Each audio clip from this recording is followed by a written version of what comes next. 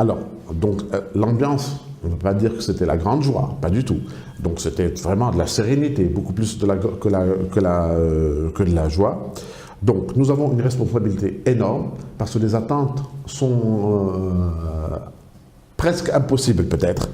Et les anciens, que je salue, tous d'ailleurs sans exception, ont vu qu'il y a une nouvelle équipe jeune, relativement jeune, qui arrive avec des propositions concrètes et qui est déjà au travail.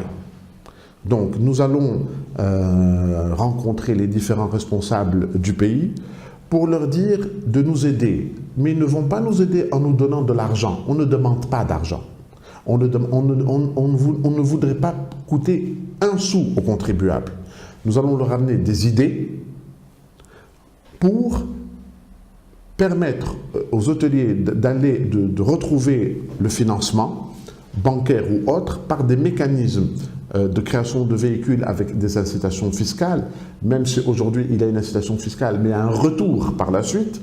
Je dirais, il y a un exemple. Imaginons un instant, puisque en mars 2016, le gouvernement a voté une loi qui permet aux hôteliers de réserver 30% de leur foncier à l'immobilier. Nous attendons les textes d'application, mais finalement, en nous donnant la possibilité de faire de l'immobilier, on ne va pas tous faire de l'immobilier. Certains ne voudront pas le faire, d'autres le feront. Même avec un coût zéro pour l'AFT, quand un hôtelier va réaliser un projet immobilier, il va donc réaliser un projet, il va appeler des entreprises qui vont, elles, collecter de la TVA, qui, elles, vont payer le bénéfice sur leur, qui vont payer de l'impôt sur le bénéfice. Les gens qui vont acheter vont payer les droits d'enregistrement, n'est-ce pas?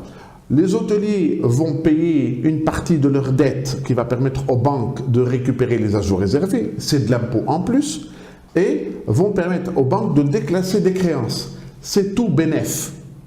Donc, la part qui reviendrait à l'AFT est ridicule par rapport à l'enjeu. Donc, j'appelle les autorités à raisonner macro et ne cherchons pas à raisonner micro l'intérêt de l'AFT. C'est peanuts pour elle et pour l'État, alors que c'est bloquant pour l'ensemble des hôteliers. Vente ou location-vente. La société d'expansion et de promotion touristique arabe, propriétaire de l'hôtel Strand Hôtel Oasis à Sidi Méré Djerba, au capital de 1 160 000 dinars tunisiens, met en vente ou en location-vente, son bien qui est bâti sur une superficie de 10 057 mètres carrés idéalement situé, à 2 minutes à pied du casino, derrière l'hôtel Sun Club et à côté de Darbar et Télémac. L'hôtel Strand, dont la surface couvre 6 327 mètres carrés du terrain, se compose de 85 chambres, 3 suites, 2 appartements, une piscine, un restaurant, un snack et un bar sur la plage, et une autre partie dénommée l'extension, bâtie sur une superficie de 3 730 mètres carrés, dont la construction est terminée à 90% et qui est prévue pour le nouveau bloc central se composant d'une grande réception, d'un autre bar et un restaurant panoramique, un grand parking et une énorme discothèque au rez-de-jardin, communiquant directement avec les 2 autres blocs par l'intérieur.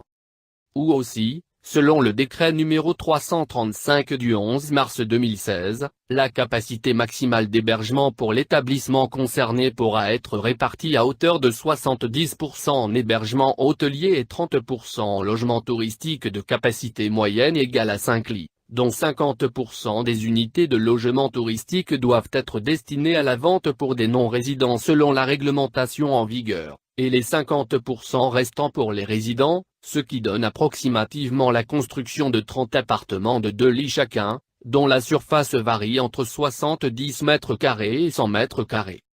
Veuillez nous contacter par email, meusrianzadek@hotmail.com ou par téléphone, 002 16 23 100.